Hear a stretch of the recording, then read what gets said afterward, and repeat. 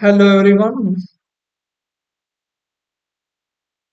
Hello everyone, welcome to my channel Param electronics. तो चलिए, जो आज मैं आपसे डिस्कस करने वाला हूँ उसके बारे में बात करते हैं। जो फ्रेशर्स हैं वो बेसिकली कैसे अपनी जॉब जो है फाइंड कर सकते हैं इंडिया की टॉप कंपनी यानी कि टाटा कंसल्टेंसी सर्विसेज में। देखिए, जॉब आईटी फील्ड में तो इतना डिफिकल्ट नहीं है, पर जो मेन टॉपिक है या जो मेन मुद्दा है वो फ्रेशर्स का है। ज्यादातर बात करने से पता चला है कि जो ग्रेजुएट्स हैं, फ्रेशर्स हैं, उनको जॉब ढूंढने में बहुत दिक्कत आती है। तो जिसके लिए एक जो वीडियो मैंने तैयार की है कि टाटा कंसल्टेंसी सर्विसेज में अगर आप जॉब पाना चाहते हैं तो कैसे करें। तो सबसे पहले हम टीसीएस की वेबसाइट ओपन करेंगे। तो हमारे पास टीसीएस की वेबसाइट आ चुकी है, इसको हम क्लिक करते हैं। टीसीएस की साइट ओपन हो चुकी है, जिसमें आप देख सकते हैं कि इसमें सारी चीजें जो है बताई जा रही है टीसीएस के इंफॉर्मेशन के बारे में। ठीक है, ये ऊपर एक चीज लिखी है कैरियर।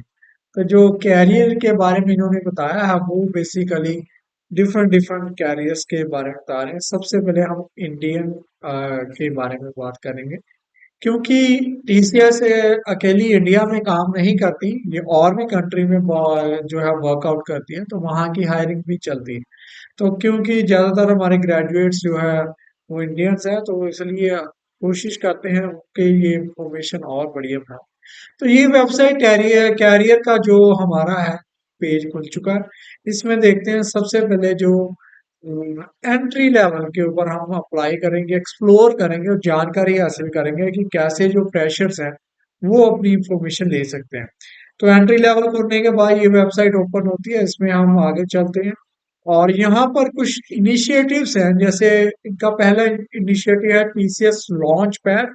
आई थिंक ये कुछ ट्रेनिंग वगैरह प्रोवाइड करते हैं।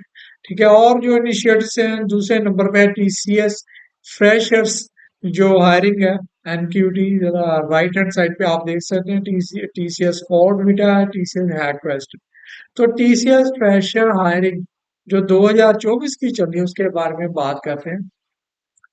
ऐसा है कि ये आई थिंक 6 मंथ के तकरीबन या एनुअली ये टीसीएस हायरिंग करती है और फ्रेशर्स के लिए। तो यहाँ पर देखें, लिखा आ रहा है कि रजिस्ट्रेशन जो है ऑलरेडी क्लोज्ड है। ठीक है, तो कोई बात नहीं, इसमें अप्रैल महीने जो जिन्हों लोगों ने अप्लाई किया होगा, ठीक है, उनके लिए फिर टेस्ट डेट इन्होंने मेंशन की है, ऑलरेडी टेस्ट भी हो चुका। ठीक है जी। तो इस तरह से आप रेगुलर अगर चेक करते रहे टीसीएस की वेबसाइट तो आपको जानकारी मिलती रहेगी। पर ये क्योंकि मैं आप बताता हूँ ऑलरेडी होता रहता है ये टेस्ट, तो इसकी जानकारी इकट्ठे करते हैं कि बेसिकली ये क्या है।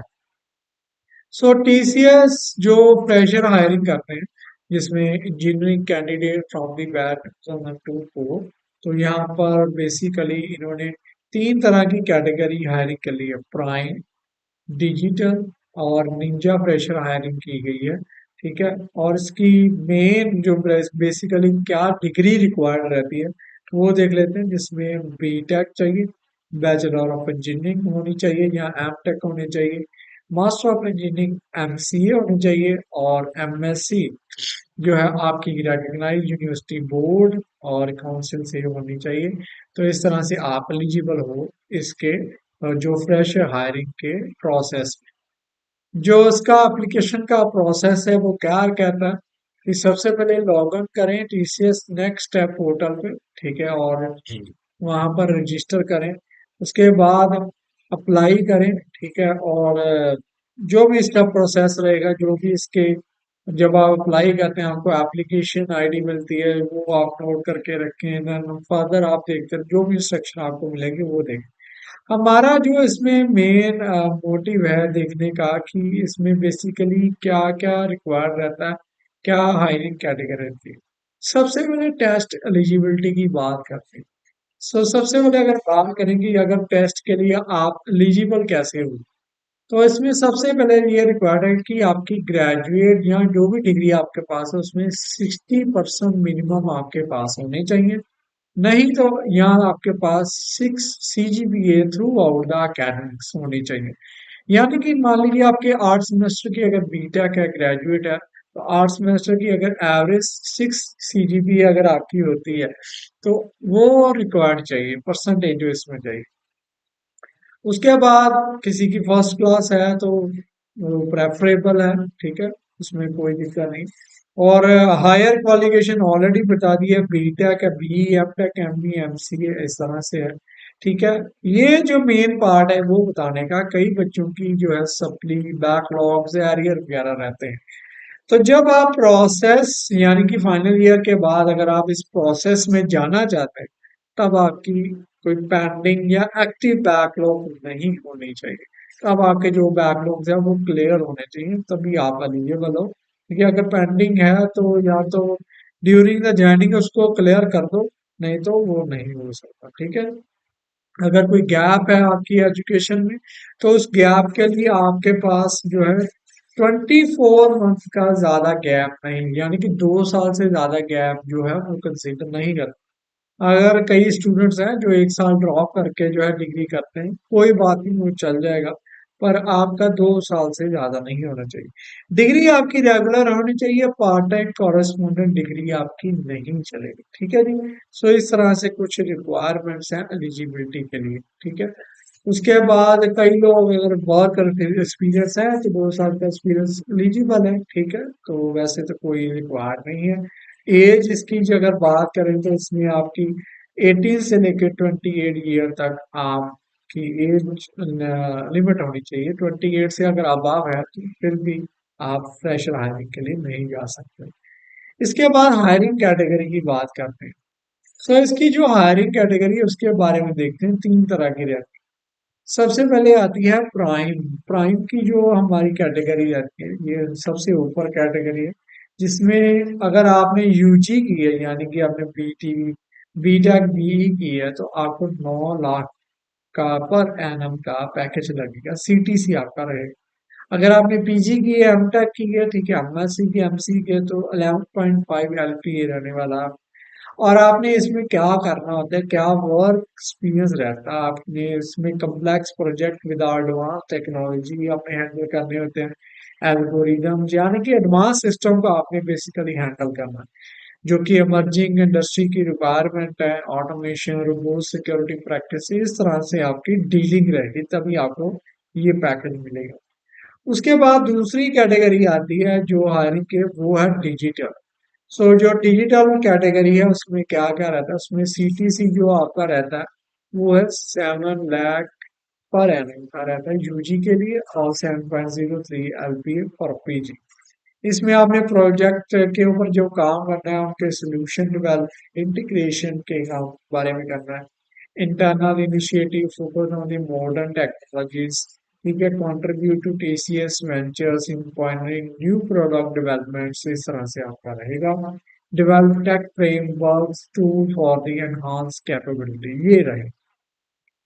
तीसरी कैटेगरी आती है जो सबसे नीचे रहने वाली है, वो है निंजा टेक्नोलॉजी कैटेगरी। जो निंजा की जाती है उसकी सीटीसी रहने वाली है 3.36 एलपीए, और इसकी पीजी ऑफर है 3.53 आपकी रहने वाली है, ठीक है। उसके बाद इसमें आपने बेसिकली क्या करना है, टू मैनेज एंड सपोर्ट, आपने बेसिकली मैनेज करना है या सपोर्ट करनी है, कहीं कोई एप्लीकेशन डेवलपमेंट है, मैनेजमेंट है वहाँ, तो यानी कि बेटर एफिशिएंसी के लिए मदद करनी है आपने, इस तरह से आपकी 3 कैटेगरी आती है। ये डिपेंड करता है टीसीएस की, बेसिकली जब आप हायरिंग प्रोसेस में जाते हैं, टेस्ट के बाद इंटरव्यू, उसके बाद वो देखते हैं कि किस कैटेगरी में आपको रखें। उसके बाद आता है आपका कि टेस्ट पैटर्न कौन सा रहता है, ये एडवांस। पहले ही अगर बच्चे अगर सेकंड ईयर के वीडियो देख रहे हैं या थर्ड ईयर के, उनको पता होना चाहिए भी क्या रिक्वायर्ड रहता है, क्या क्या टेस्ट फीचर और पैटर्न रहता है। तो इसमें देखें, थोड़ा सा मैं और करके बता देता हूँ। सो इसमें देखें जो फीचर्स रहने वाले, TCS NQT integrated test consisting of 2 section, इसमें 2 सेक्शन रहते हैं, फाउंडेशन और एडवांस का सेक्शन रहता है, ठीक है। सो जो एडवांस सेक्शन है वो जो लोग डिजिटल और प्राइम के लिए जाना चाहते हैं उनके लिए मैंडेटरी है। ठीक है जी।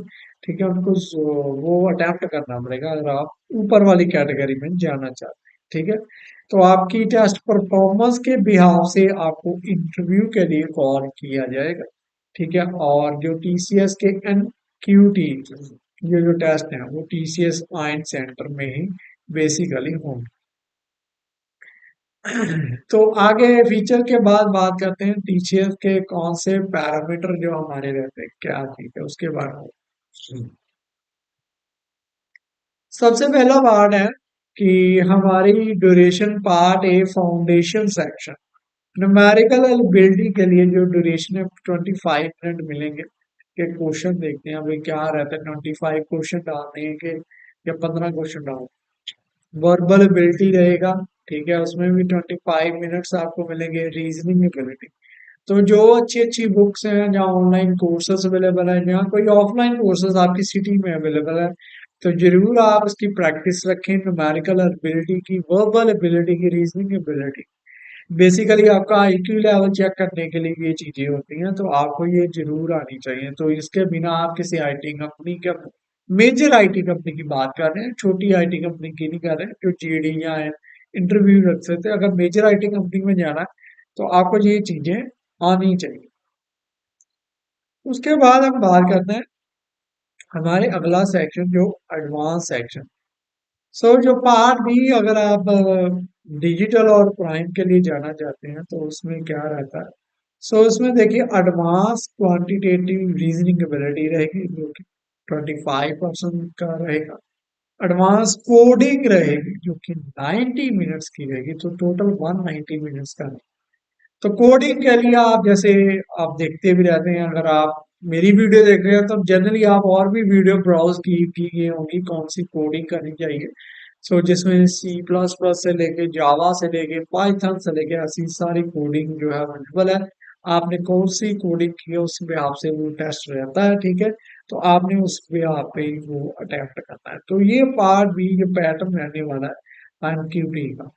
उसके बाद अगर बात करें कि इन्होंने एक और फैसिलिटी रखी है कि अगर आप एनकी ट्यूब प्रिपरेशन करना चाहते हैं लॉन्च पैड के जरिए, तो वो भी इन्होंने फीचर रखा है बेसिकली कि किस तरह से आप उसको प्रोवाइड कर सकते हैं। ठीक है, सो जर्नली आप कैरियर का ये बताने का मुद्दा यही था कि बेसिकली जो लोग फ्रेशर्स हैं खास करके, वो बहुत कोशिश करते हैं बेसिकली कि कहीं हमारा रिज्यूम एक्सेप्ट हो जाए, कहीं हमारी जॉब लग जाए। तो उनको पहले ही अगर प्रिपेयर रहेंगे तो जब उनका बेसिकली फेज आएगा हायरिंग का, तो तब उन्हें दिक्कत नहीं आने वाली। तो जब भी आपकी बीटा खत्म होती है तो इस तरह के जो टॉप आईटी कंपनीज आप जरूर उनके लिए ट्राई करते हैं। अगर आप फाइनल ईयर में हैं या प्री फाइनल ईयर में हैं तो आप कोशिश करें जो आपको फाउंडेशन की, जैसे मैंने बताया, न्यूमेरिकल एबिलिटी, वर्बल एबिलिटी की तैयारी रखें। ठीक है, रीजनिंग एबिलिटी की तैयारी रखें, अपनी कोडिंग की तैयारी रखें। सो इसको बाई हैंड आप अगर साथ साथ प्रैक्टिस करते रहे, चाहे आप सेकंड ईयर में हैं, थर्ड ईयर में हैं, फोर्थ ईयर में, तो आपका जब फाइनल ईयर में पास आउट होंगे तो आप एक फुली प्रिपेयर्ड रहेंगे। टीसीएस के अलावा और भी जो कंपनीज हैं आईटी मैं और भी डिस्कस करूंगा अगली वीडियोस में। इसमें विप्रो हो जाएगी, इन्फोसिस हो जाएगी, तो उनके क्या ऑफ कैंपस रहने वाला है। तो ये ऑफ कैंपस है बेसिकली। कई टीसीएस में से कई कैंपसेस में जाती भी है। ठीक है, पर किसी कैंपस में नहीं आती, तो जो लोग ट्राई करना चाहते हैं तो उनके लिए ये बेटर ऑप्शन है ऑफ कैंपस के लिए। तो फ्रेशर्स भी रेडी रहे, इसी तरह प्रिपेयर करें और अपनी जॉब को क्रैक करें। तो अगर आपने अभी तक मेरा चैनल नहीं सब्सक्राइब किया तो प्लीज सब्सक्राइब करें। ऐसी और भी वीडियो मैं आपके लिए लाता रहूंगा।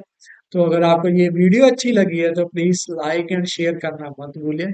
Thank you very much.